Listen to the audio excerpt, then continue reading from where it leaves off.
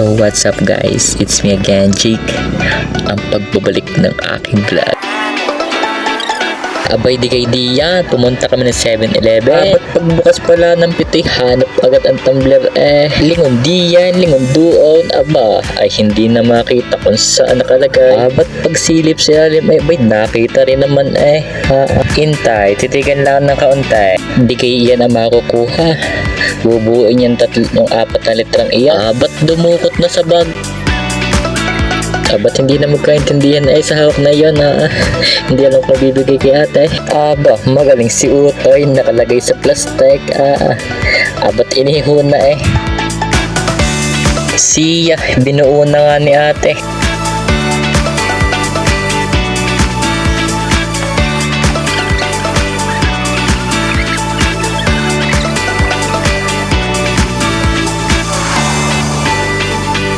Abay tamang umi si Utoy Hindi yan, inilapag ng kontrata. Charot.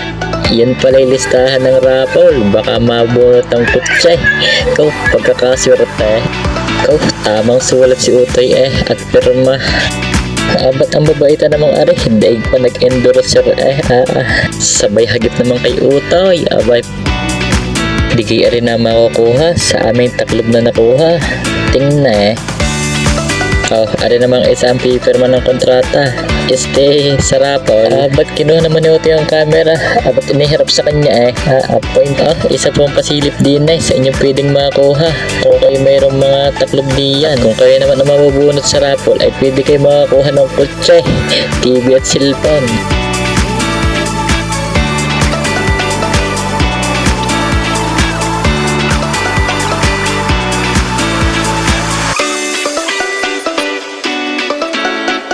Ayan, si Utoy naman ang sunod. Ba't pipirma din ang kontrat?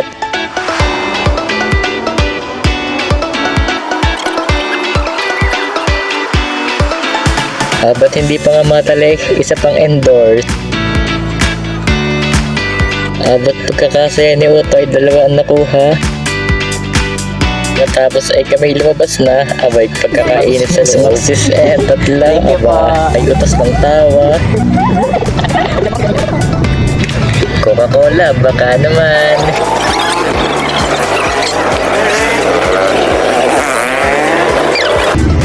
Tenen! Tingin mo na.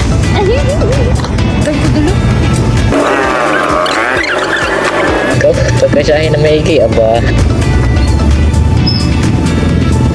Tana! Success sila guys.